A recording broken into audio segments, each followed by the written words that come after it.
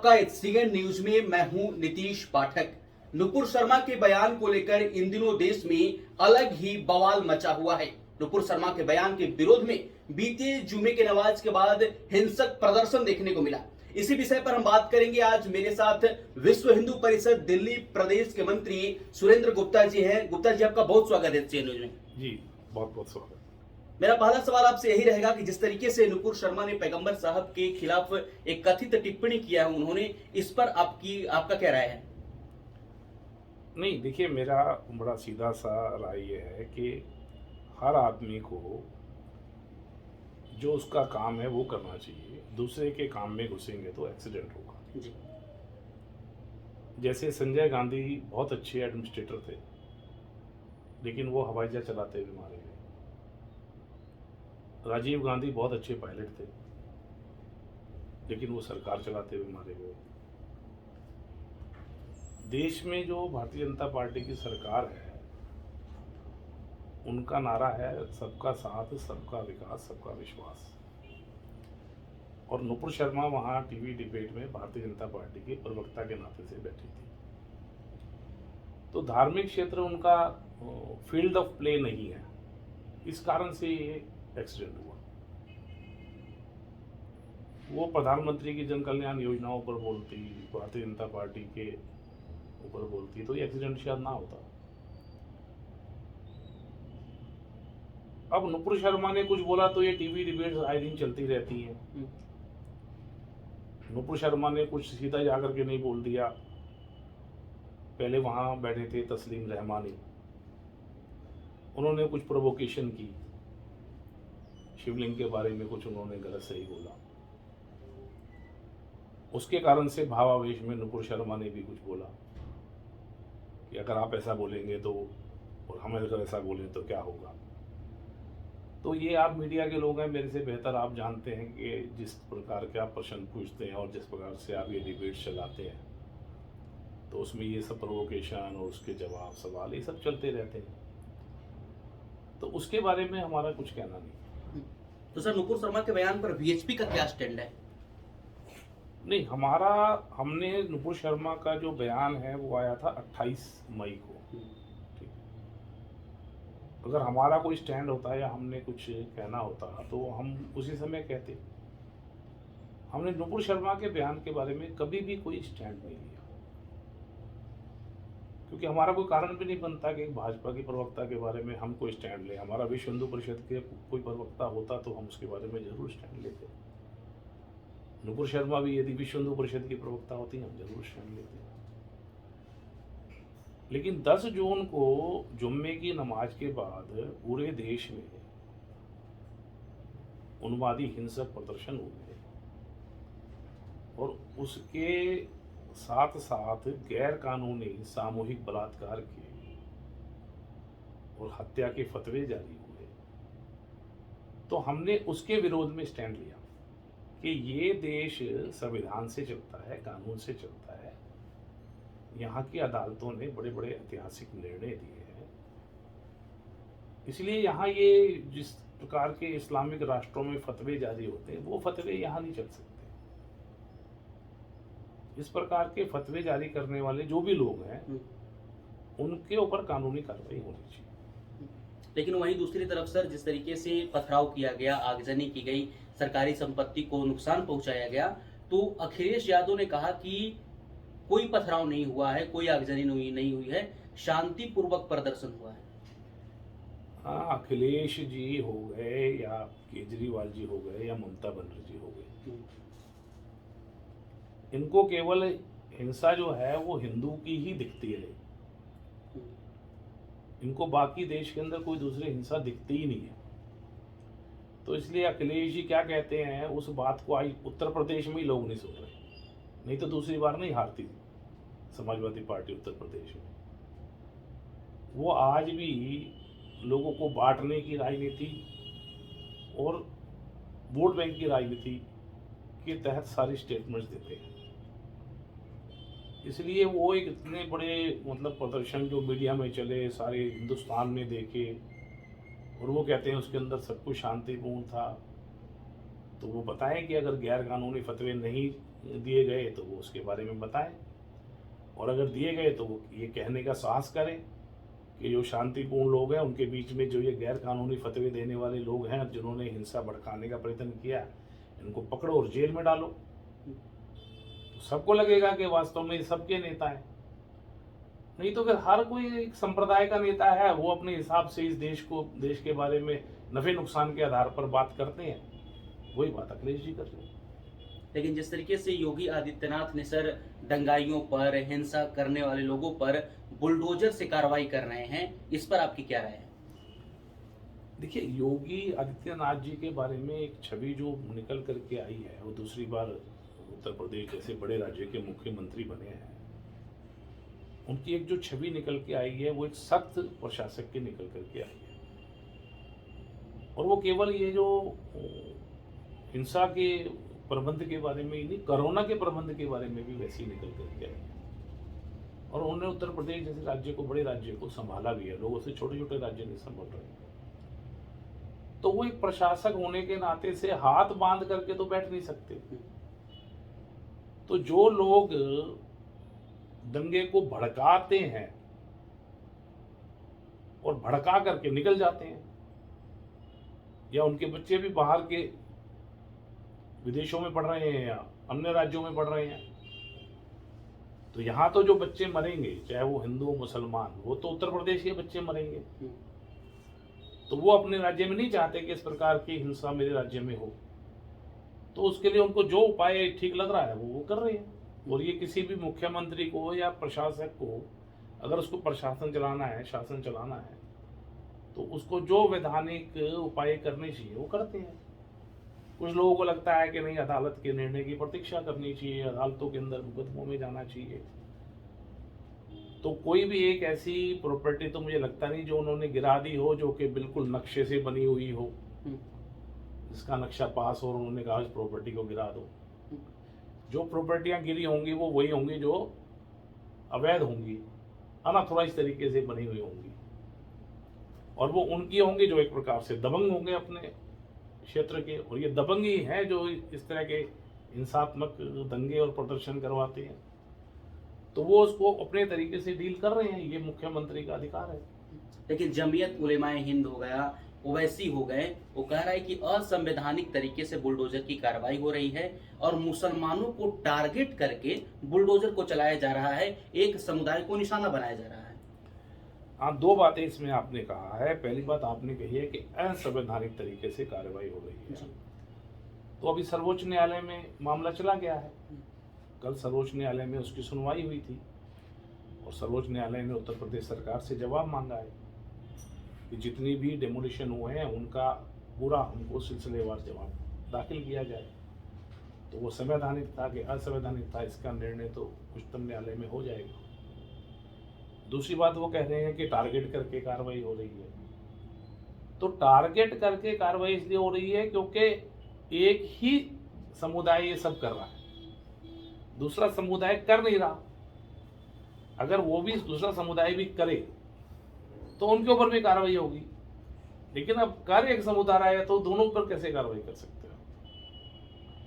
समझने वाली बात यह है कि वो जो कर रहे हैं वो ये कर क्यों रहे हैं इस देश के अंदर, जबकि हमारे देश के आसपास जितने भी इस्लामिक राष्ट्र हैं, चाहे वो पाकिस्तान हो, चाहे वो बांग्लादेश हो, चाहे वो अफगानिस्तान हो, कहां तरक्की हो रही है? किसकी आवाम खुश है? कौन सी आवाम के बच्चों को बड़े बड़े वहां नौकरियां मिल रही हैं या विकास हो रहा है? तो वो भारत को भी क्या वैसे ही बनाना चाहते हैं क्या? एक खुशहाल देश हमारे पास है जो हमको विरासत में हमारे पूर्वजों ने दिया है। हमको उस खुशहाल देश के अंदर और खुशहाली कैसे आए, उसके ऊपर काम करने की बजाय यदि अपने बच्चों को हम पत्थर मारना सिखाएंगे, अपने बच्चों को गोलियों के सामने, बंदूकों के सामने डाल देंगे, तो नहीं चाहते किसी राज्य के मुख्यमंत्री के मेरे राज्य के बच्चे ऐसे बंदूकों के सामने जाएं। तो वो ऐसे जो इस प्रकार के लोग हैं जो कि इस प्रकार बच्चों का मिसयूज कर रहे हैं, वो उनके ऊपर सख्त कार्रवाई कर रहे हैं।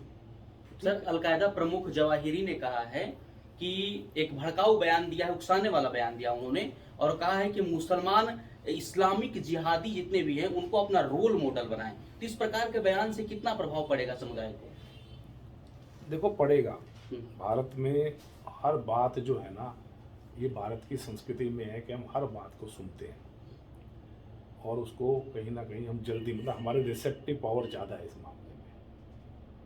लेकिन मैं आपके चैनल के माध्यम से ये भारत के बच्चों को, युवाओं को कहना चाहता हूँ कि आज दुनिया खुली है, तो आप इनकी बात सुनने से पहले इनके हाल जान लो, इनको देख लो, ये जहाँ जहाँ है वहाँ क्या हो रहा है उसको समझ लो। केवल बहकावे में आकर के, उकसावे में आकर के अपना भविष्य खराब मत करो। ये देश हम सबका है। कुछ दिन सत्संग चालक जी ने भी कहा है, मोहन भागवत जी ने, कि अब एक समय आ गया है कि इस देश को दुनिया पर राज करना है, और इस देश को यदि दुनिया पर राज करना है तो जब तक ये देश की अपने आंतरिक समस्याओं के समाधान नहीं होंगे तब तक ये देश दुनिया पे राज नहीं कर सकता। और स्वामी विवेकानंद जी ने आज से 150 साल पहले कहा था कि इस देश का युवा ही पूरी दुनिया के समाधान का सॉल्यूशन पेश करेगा। तो युवा पीढ़ी को ये समझना होगा कि इन सब समस्याओं से बाहर निकल करके कैसे हमको इस राष्ट्र को एक, जिसे कहते हैं कि अखंड राष्ट्र का निर्माण करना है। आज संघ के बारे में, विश्व हिंदू परिषद के बारे में बहुत से लोग भ्रामक प्रचार करते हैं। ठीक, हम अखंड भारत की बात करते हैं, तो अखंड भारत में तो अफगानिस्तान भी आता है, पाकिस्तान भी आता है, बांग्लादेश भी आता है। तो अगर हमको उनके साथ नहीं रहना सौहार्दपूर्ण तरीके से, तो उनको कैसे मिला लेंगे हम अपने अंदर? तो सबसे ज्यादा यहाँ इस देश के अंदर जो समस्या है ना, वो नजरिए की समस्या है। ये देखने का नजरिया ही इतना बिगाड़ दिया जाता है किसी कि उसके कारण से उसके ऊपर कोई स्टिकर चिपका देते हैं और फिर उसी नजरिए से उसको देखते हैं। तो मेरा यही कहना है कि जवाहिरी जैसे लोगों ने दुनिया में कहाँ किसका भला किया, वो कोई एक मुल्क या कोई एक मोहल्ला या कोई गली या कोई एक नगर तो बताएं। तो ऐसे लोगों को सुनना क्यों और मानना क्यों उनकी? कोई अच्छे लोग हों जिन्होंने दुनिया के सामने कोई अच्छे उदाहरण रखे हों, जरूर मानना चाहिए। सर, नुपुर शर्मा का सर जो बयान था वो भारत का एक आंतरिक मामला था, लेकिन भारत के आंतरिक मामले में 56 से 57 इस्लामिक कंट्री ने दखल दिया, वो भी बयान देने के एक सप्ताह बाद। तो क्या आपको लगता है कि ये पूरे तरीके से सुनियोजित साजिश है भारत को बदनाम करने के लिए, प्रधानमंत्री मोदी को बदनाम करने के लिए? देखिए, मेरा नजरिया इसके बारे में बिल्कुल दूसरा है जी। ये जो पूरी दुनिया के अंदर झमेला है, वो ना हमारा है, ना पाकिस्तान का है, ना अफगानिस्तान का है, ना बांग्लादेश का है, ना ही छोटे छोटे मुल्कों का कोई झमेला नहीं है। दुनिया झमेला है बड़े मुल्कों का, अमेरिका का है, चीन का है, रशिया का है, और ये बड़े मुल्क इन छोटे मुल्कों को यूज करते हैं अपने। तो आज क्योंकि भारत ने एक तटस्थ भूमिका अपनाई है रूस और यूक्रेन के युद्ध में, उससे दुनिया के कई बड़े लोग नाराज भी हैं और कई बड़े लोग पर्दे के पीछे से उसको एक प्रकार से डिस्करेज भी करना चाहते हैं। तो ये कोई बड़ा खेल है जो ये चल रहा है, और नुपुर शर्मा तो बहाना है। कुल मिलाकर के दुनिया में कुछ बड़े लोग कुछ बड़ा खेला कर रहे हैं। तो भारत के लोगों को समझना है, चाहे वो किसी भी मजहब के मानने वाले हो, धर्म के मानने वाले हो, उनको समझना है कि आज भारत को तटस्थ रहने में ही भारत का भला था। लोग नहीं चाहते कि हम तटस्थ रहे, लोग चाहते हैं कि हम सीधा सीधा किसी एक पाले में जाकर के बात करें, हम रशिया से तेल ना खरीदें, हम रशिया से हथियार ना खरीदें, चीन हमारे बॉर्डर पे खड़ा है। तो ये कई सारी चीज़ों का मिश्रण है, इसलिए जो आप कह रहे हैं वो काफ़ी हद तक आपकी बात सत्य है। लेकिन सर, विपक्ष के बहुत सारे ऐसे नेता हैं जो सरकार का विरोध करते करते, सरकार के एजेंडा का विरोध करते करते देश का विरोध करने लगते हैं। उन नेताओं को आप क्या कहिएगा? नहीं, ये बात सबने पहले भी कही है। असल में ये जो नेता हैं ये सब केवल अपना खुद का पेट भरना चाहते हैं, खुद के लिए संपत्ति अर्जित करना चाहते हैं। किसी किसी के पास तो अगली 5-7 पीढ़ियां भी जो हैं वो खा ले, इतनी संपत्ति है, ठीक है, फिर भी वो ये उस बात को और कम कैसे कपाना है। कांग्रेस की एक समस्या है इस देश के अंदर। जब भारत आजाद हुआ तो उस समय देश में कांग्रेस एकमात्र राजनीतिक दल था। तो कांग्रेस को ऐसा लगता है कि भारत कभी आजाद हुआ ही नहीं था, बल्कि अंग्रेजों के साथ कांग्रेस की ट्रांसफर ऑफ डीड हुई थी, यानी अंग्रेज भारत कांग्रेस को सौंप गए थे, भारत आजाद नहीं हुआ था।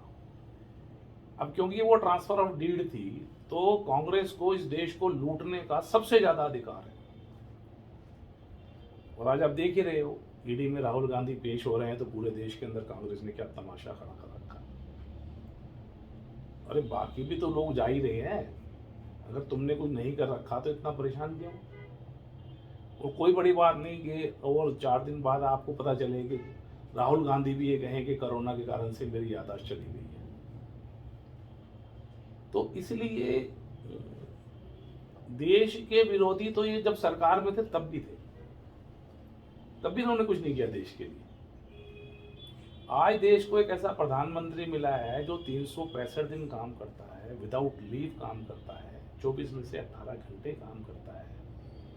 वो चाहता है कि देश खुशहाल हो, देश के हर गरीब को रोजगार मिले, युवा को रोजगार मिले, उसके लिए रात दिन प्लानिंग कर रहा है, मेहनत कर रहा है। आप एक मीडिया हाउस से चलाते हैं, हो सकता है आपकी कार्यप्रणाली में कोई दोष हो तो आप मिल बैठ करके उसको ठीक करते हैं, लेकिन आपकी इंटेंशंस है कि मेरा मीडिया हाउस कैसे ज़्यादा से ज़्यादा अच्छे से अच्छा चले। ऐसे मोदी जी की इंटेंशंस के बारे में कोई डाउट नहीं है, कार्यप्रणाली के बारे में हो सकता है, लेकिन इनकी सबकी तो जो जिनको आप विपक्षी कह रहे हो इनकी इंटेंशंस ही डाउटफुल है इस देश के बारे में। लेकिन असदुद्दीन ओवैसी कह रहे हैं ना सर कि प्रधानमंत्री मोदी इस्लामिक कंट्री से डर गए, अपने देश के मुसलमान को नहीं सुनते हैं। देखिए, हम किसी इस्लामिक कंट्री से नहीं डरते, ठीक है, और अगर हम डरते होते तो सबका बाप है अमेरिका, तो उससे नहीं डरे नरेंद्र मोदी और रशिया से तेल खरीद रहे हैं रोज, जबकि अमेरिका मना कर रहा है कि रशिया से तेल मत खरीदो। लेकिन ये जितनी भी कंट्रीज जिनकी हम बात कर रहे हैं इनके साथ हमारे अभी पीछे बहुत सौहार्दपूर्ण संबंध रहे, और उनकी भी अपनी आवाम है, उन कंट्रीज की भी। तो अगर किसी कारण से वहाँ की सरकारों को अपनी आवाम की तरफ से कोई दिक्कत आ रही है तो एक अच्छे मित्र देश होने के नाते से हमको भी वो सुनना ही चाहिए। इसके कारण से भारत सरकार सुन रही होगी। और जहाँ तक बात है कि वो कहते हैं कि अपने देश के मुसलमानों की नहीं सुनते, तो 3 तलाक पर जब मोदी जी ने इस देश के अंदर कानून लेकर के आए तो वो अपने भारत के मुसलमानों के लिए ही नहीं था ना, वो कौन सा अरब के मुसलमानों के लिए था। तो ये जो ओवैसी साहब ना बड़ी सिलेक्टिव अप्रोच के साथ बात करते हैं। इसलिए ओवैसी साहब का समस्या क्या है कि जब काशी विश्वनाथ में सर्वे चल रहा होता है तो वो 1991 के कानून की बात करते हैं, लेकिन जब गैर कानूनी फतवे जारी होते हैं तो वो चुप हो जाते हैं, मौन हो जाते हैं, तब वो कानून की बात नहीं करते। तो ओवैसी साहब भी और बाकी सब भी, मैंने कहा ही, अपने राजनीतिक फायदे नुकसान के आधार पर बड़ी सेलेक्टिव अप्रोच के साथ बात करते हैं। तो वो कब स्टेटमेंट क्या देंगे, तो उनकी स्टेटमेंट को जरा पिछले वाली से मिला करके देखेंगे तो कंट्राडिक्शन से निकलेगी, कोई उसके अंदर समन्वय नहीं मिलेगा कहीं से कहीं तक। जी, मेरा भी सवाल यही है सर कि जब बुलडोजर चलता है तो संविधान याद आ जाता है, जब कोर्ट कहता है कि आप हिजाब पहनो तब उनको कुरान और सरिया याद आ जाता है। तो क्या कहना चाहते हैं, करना क्या चाहते हैं? कुछ नहीं करना चाहते, वो केवल और केवल इस देश की आवाम को बेवकूफ बना करके और राज करना चाहते हैं, उनका दूसरा कोई मोटिव नहीं। मालूम मेरे कहीं जख्म हुआ है तो मेरे वोट लेने के लिए मेरे जख्म के अंदर नमक छिड़केंगे, आपके जख्म हुआ है तो आपका वोट लेने के लिए आपके जख्म में नमक छिड़केंगे। मर्रम किसी के नहीं लगाएंगे, वो उनका काम ही नमक छिड़कना है जख्मों पे। तो इसलिए उन लोगों को तो पहचान करके और पब्लिक को उनको एक प्रकार से एक्सपोज भी करना पड़ेगा, और जिसे मैं कहता हूँ कि मतलब अप्रासंगिक करना पड़ेगा। एक सर मोहम्मद हामिद इंजीनियर हैं, उन्होंने प्रेस कॉन्फ्रेंस करके खुलेआम एक तरह से धमकी दिया है और उन्होंने कहा है कि नवी पर हमला मतलब सुसाइड पर हस्ताक्षर किया गया है, और कमलेश तिवारी जी का घटना का उन्होंने जिक्र किया है। एक तरह से खुली धमकी है हिंदुओं को। नहीं, देखो हिंदुओं को नहीं है, पहली बात ये मैं जहाँ तक समझता हूँ। लेकिन उन्होंने जो भी कहा है वो एक धर्मनिरपेक्ष राष्ट्र में, एक लोकतांत्रिक राष्ट्र में दी गई स्टेटमेंट उनकी बिल्कुल असंवैधानिक है और गैर वाजिब है। इसलिए उस पर कार्रवाई सरकार को करनी चाहिए। इस प्रकार के लोगों को तो सरकार को एक्सपोज करके, उनकी जगह बाहर सभ्य समाज में नहीं है, उनकी जगह जेल के अंदर। तो ऐसे लोग किसी भी पक्ष के हों, उनको जेल के अंदर ही भेजना चाहिए। मौलाना तौकीर रजा सर कह रहे हैं कि नबी के साथ गुस्ताखी हम बर्दाश्त नहीं करेंगे और आने वाले समय में हम प्रदर्शन करेंगे। हमारे नबी का अपमान हुआ है और इस प्रदर्शन में हम महिलाओं को भी रखेंगे, बच्चों को भी रखेंगे। अभी तक के जितने प्रदर्शन हुए हैं उसमें तौकीर रजा साहब सबको सामने फ्रंट में नजर आए हैं ना। तो दूसरों को भड़काना, दूसरों को उकसाना, उनको भेजना, तो वो स्वयं जा करके पहले क्यों नहीं सामने आकर के राष्ट्रपति भवन के सामने जाकर के धरने पे बैठ जाते, या प्रधानमंत्री हाउस के सामने धरने पे बैठ जाते। तो महिलाओं को भड़काओगे, बच्चों को भड़काओगे और तुम बंद कमरों में बैठे रहोगे। तो अब इसको सब लोग समझ रहे हैं और धीरे धीरे ऐसे लोग एक्सपोज हो रहे हैं। सर हिंदूवादी कई संगठन हैं जिन्होंने नुपुर शर्मा का समर्थन किया है। हिंदू सेना से संबंधित बहुत सारे ऐसे संगठन हैं। नागा साधु ने भी कहा है कि हम नुपुर बहन के साथ हैं, और नुपुर शर्मा जी के साथ जिस तरीके से रेप की धमकियां दी जा रही है, गला काटने की धमकियां दी जा रही है, ऐसा बिल्कुल हम बर्दाश्त नहीं करेंगे। हम सड़क पर उतरेंगे और उनके खिलाफ हम आवाज उठाएंगे। हाँ ठीक है, अगर उनके खिलाफ गैर कानूनी फतवे जारी करके कुछ लोग सड़क पर उतरेंगे तो फिर उसका एक्शन का रिएक्शन होगा ही।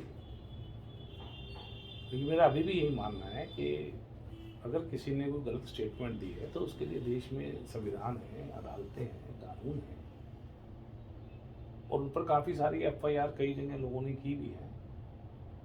तो न्यायालय इसका निर्णय करेगा ना कि दोषी है कि नहीं है। इसका निर्णय रोड पे थोड़ी होगा, इसका निर्णय कोई भीड़ नहीं कर सकती।